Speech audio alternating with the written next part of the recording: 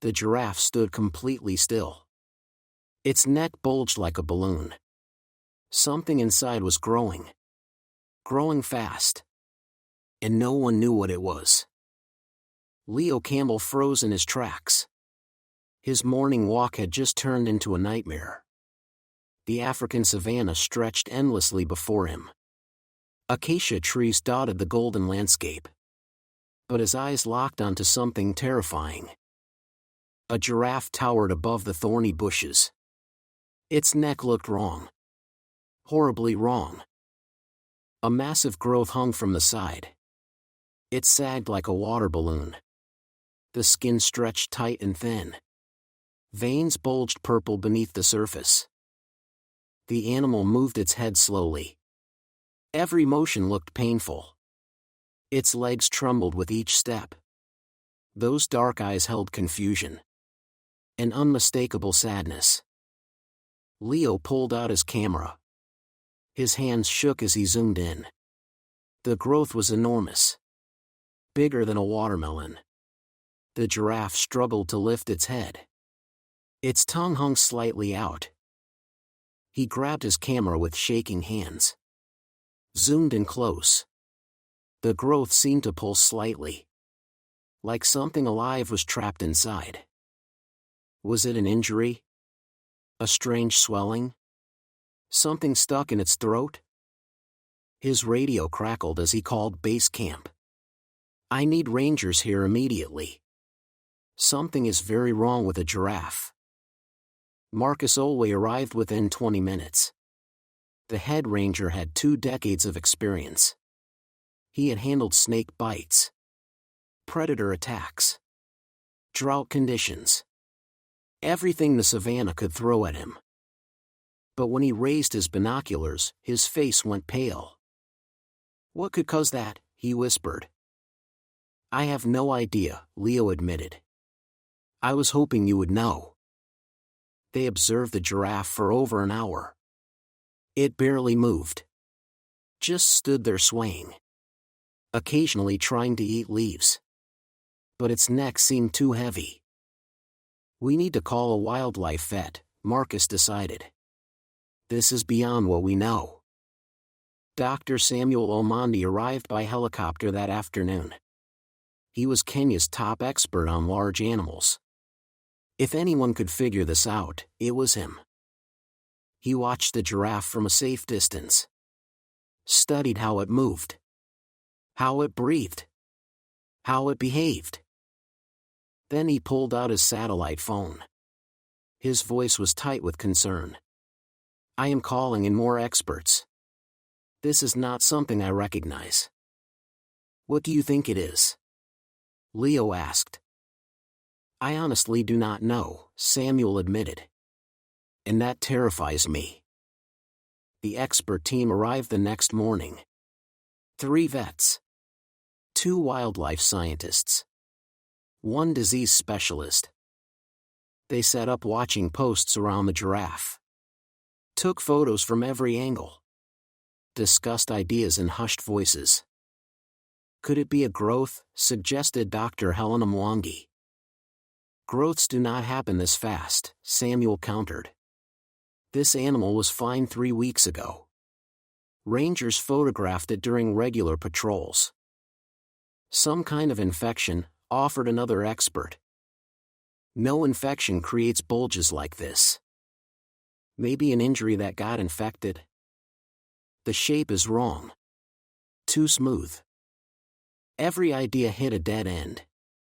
The mystery got deeper with each passing hour. Then Jenica Product radioed in from the north area. Her voice shook with barely controlled panic. Marcus, we found another one. And this one is worse. The team raced across the savannah.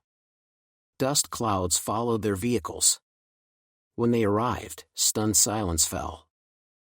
A female giraffe stood alone. 2 massive bulges on her neck. 1 on each side. She could barely hold her head up. This is spreading, Helena whispered. Whatever this is, it is spreading fast. But how? Marcus demanded. Giraffes do not touch each other much. They are not herd animals. How does something jump between them? No one had an answer. Over the next 3 days, they found 6 more sick giraffes. Each one had similar bulges. All at different stages. The smallest bulge was the size of a grapefruit. The largest was bigger than a watermelon. Some giraffes had one. Others had many. But no pattern emerged. No connection. No explanation. The team worked day and night. Taking samples. Running tests.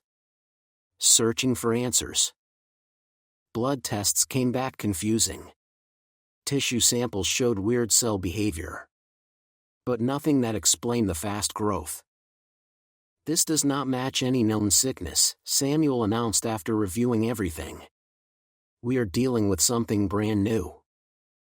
"Or something very old," Helena added quietly. "Something we forgot about." The giraffes were getting worse. Falling apart quickly. The first one Leo found could barely stand now. It spent most time lying down. Time was running out. And they still had no answers. Before we continue with the shocking discovery that changes everything, please do not forget to like and subscribe. It really helps our channel grow. Leo could not sleep that night. He kept replaying everything in his mind. Searching for the missing piece. The clue he was overlooking. He pulled out his maps. Marked where each sick giraffe was. Studied the dots. Then he saw it. Something so obvious he wanted to kick himself. All the sick giraffes were within a 5-kilometer circle. A perfect pattern on the map. With one point at its center. A watering hole. He radioed Marcus immediately despite the late hour. "I think I know what connects them. They are all drinking from the same water." "So it is in the water?" Marcus said. "That makes sense. But what is in there?" "I do not know yet. But we need to check that water hole. First thing tomorrow." The team met at dawn. They drove to the water hole with hope and dread mixed together. Maybe this was the answer. Maybe they would finally understand. The water hole sat in a rocky dip. Surrounded by dried plants. The water looked normal enough. Clear. Still. Nothing special. But Helena noticed something strange. She knelt near the water's edge. Dipped a test strip in. Her face changed immediately. "The water is off," she announced. "Way off. This water is too acidic." "Could that cause the bulges?" Jenna asked. "No. But it tells us something else is in here. Something bad." They collected water samples carefully. Labeled and sealed each bottle. The samples would go to 3 different labs. To double-check. To avoid mistakes. Meanwhile, they set up cameras around the water hole. Motion triggered. Running all day and night. They needed to see which animals drank here. How often? When? That night, the footage showed something unexpected. Not just giraffes used this water. Zebras came. Gazelles. Warthogs. Even lions. But only the giraffes had the bulges. Why? "Height," Leo said suddenly. "It has to be about their height. Their long necks." "How would height matter?" Marcus questioned. "I do not know yet. But giraffes are different. The tallest animals on Earth. Maybe that makes them weak to something. Something other animals can fight off." It was a guess. But still just a guess. They needed proof. The lab results came back 3 days later. All 3 labs said the same shocking thing. The water had dangerous metals in it. Mercury. Lead. Bad stuff. Way more than should be there. But there was something else. Something the lab workers marked as urgent. Radioactive material. Not natural. Made by humans. This is poison from factories, Helena announced to the team. Someone is dumping toxic waste into this water. But where is it coming from? Marcus demanded. We are in protected wilderness. There are no factories here. Then we find where it starts, Leo stated firmly. We follow the poison trail. They searched everywhere around the water hole. Looking for pipes. Drains.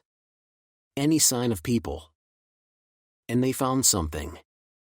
Half buried under sand and rocks. A pipe. Rusted but still working. Leading away from the water. They followed the pipe for kilometers. Through thick bush. Over rocky ground. It twisted across the land like a metal snake. Finally, it led to a group of buildings. 4 big warehouses. Smoke rising from tall chimneys. Trucks coming and going. A factory. Hidden in the wilderness. Running illegally. This is what is killing the giraffes, Marcus said grimly. But we still do not know exactly how. They needed more answers. More proof. More understanding. Samuel looked at the giraffes again with new information. Looking for specific signs of poison exposure. Burns.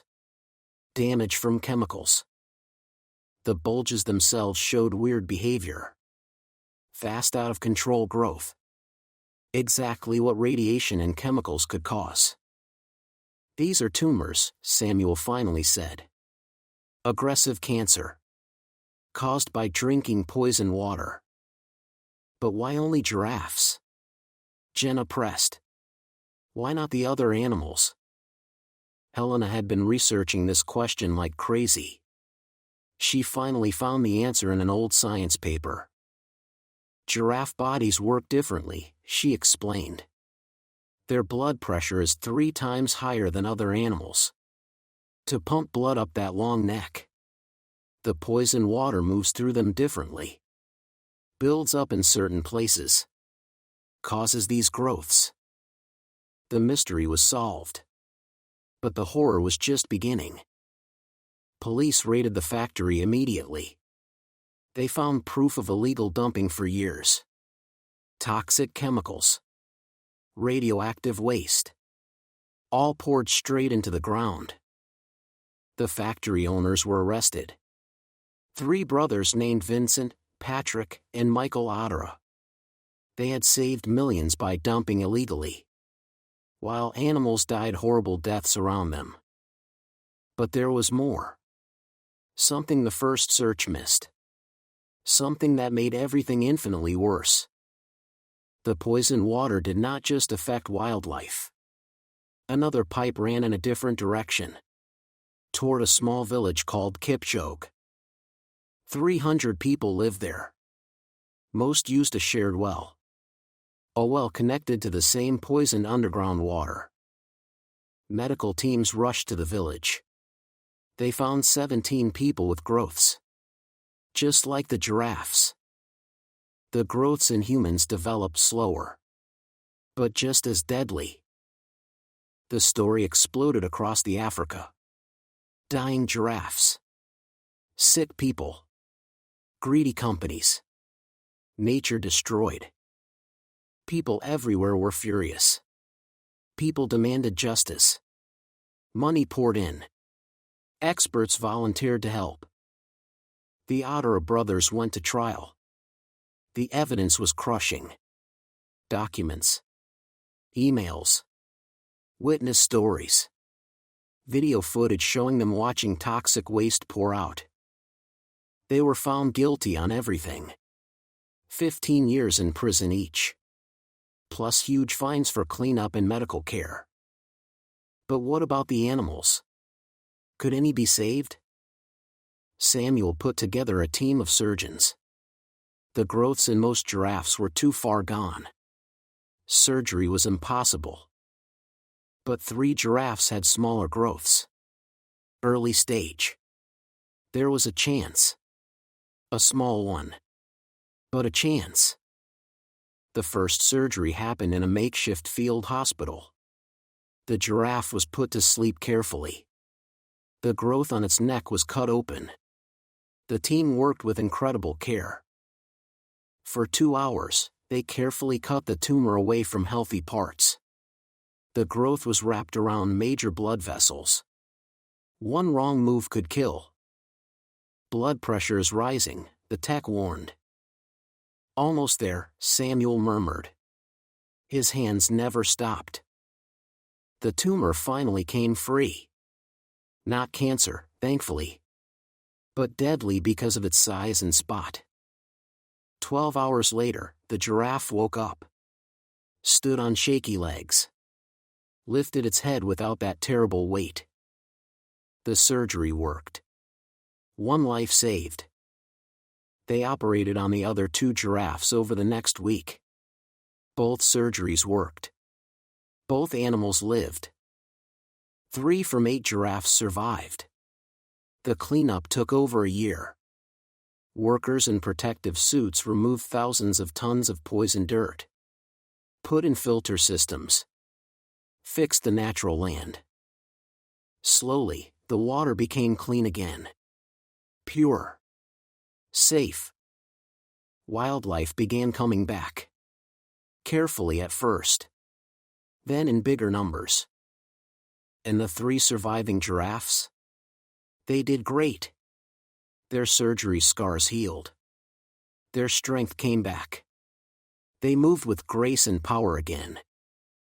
Marcus always says the real lesson is simple. Pay attention. When nature shows you something is wrong, investigate. Do not look away. Do not assume someone else will handle it. One curious researcher stopped to observe. One person who cared enough to ask questions. That made all the difference. Thank you for listening to this story. Please don't forget to like and subscribe. Your support helps us share more important stories. Stories that matter.